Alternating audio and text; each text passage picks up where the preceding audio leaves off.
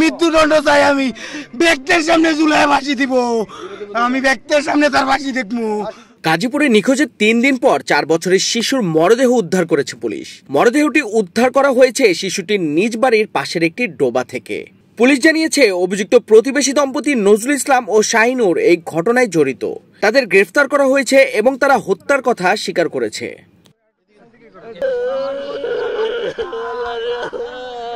আমার কলজাটা নিচে কাকু, ও মা, ও মা গো, আমার কষ্ট আছে না।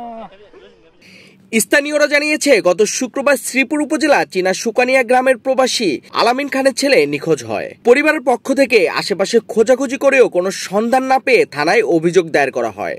তদন্তে নেমে পুলিশ প্রতিবেশীদের জিজ্ঞাসাবাদের পর সন্দেহভাজন হিসেবে নজরুল ও শাইনুরকে আটক করে। পরে তাদের দেখানো মতে পাশের ডোবা থেকে শিশুটির মরদেহ উদ্ধার করা হয়। পুলিশের প্রাথমিক তদন্তে জানা গেছে অভিযুক্ত দম্পতি আনাসদের বাড়িতে কেয়ারটেকারের কাজ করত। তাদেরও আব্দুল্লাহ নামের আনাসের সমবয়সী এক সন্তান রয়েছে। খেলনা নিয়ে আনাস ও আব্দুল্লাহর মধ্যে প্রায় ঝগড়া হতো। ঘটনার দিনও আনাস প্রতিবেশীর বাড়িতে গিয়েছিল, এরপরই নিখোঁজ হয়। গাজীপুর জেলা ডিবির অতিরিক্ত পুলিশ সুপার আমিনুল ইসলাম বলেন, প্রাথমিকভাবে হত্যার কথা স্বীকার করেছে তারা, তবে কেন এই নির্মম ঘটনাটি ঘটিয়েছে তা এখনো নিশ্চিত হওয়া যায়নি। জিজ্ঞাসাবাদের পর বিস্তারিত জানা যাবে। 2 জন সাসপেক্টই আমরা কালকে রাত্রে জিজ্ঞাসাবাদের জন্য আমাদের অফিসে নিয়ে যাই।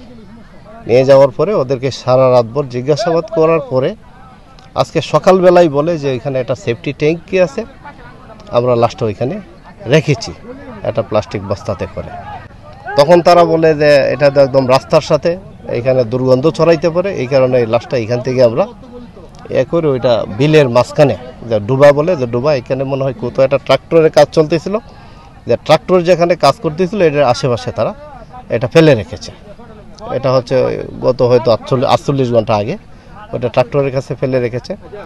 এর পরবর্তীতে আমরা সেপটিক ট্যাঙ্কে যারা পানির সেচ দিয়ে লাশ উদ্ধারের চেষ্টা করতেছিল ওই ডিবি টিমকে আমরা জানাই যে লাশটা আশেপাশে কোথাও ডুবা দেখেন কোথাও আছে, এই ডুবার মধ্যে থাকার সম্ভাবনা বেশি। তারা বলেছে লাশটা যাতে গন্ধ না ছড়ায় এটা দূরে সরানো হয়েছে। পরবর্তীতে আমাদের টিম আসে, লোকাল লোকজন সহ এসে এখানে পাই। পরবর্তীতে আমরা যে 2 জন সাসপেক্ট স্বামী স্ত্রী ওদেরকে আটক করার পরে আমরা তাদের স্ত্রী আছে তাকে জিজ্ঞাসা করি যে লাশটা আপনি ওইটা কোথায়, এখানে আইডেন্টিফাই করতে পারবি না? সে বলে হ্যাঁ আমি পারবো। তার স্বামী খুব বেশি নার্ভাস, সে বললে যে স্যার আমাকে নিয়ে যান, আমি লাশটা দেখিয়ে দিচ্ছি। পরে আমরা তাদেরকে নিয়ে আসি, সেইখানে এসে সে দেখিয়ে দেয় যে এইটাই হচ্ছে সেই নিখোঁজ, যে শিশু বাচ্চাটা তার লাশ।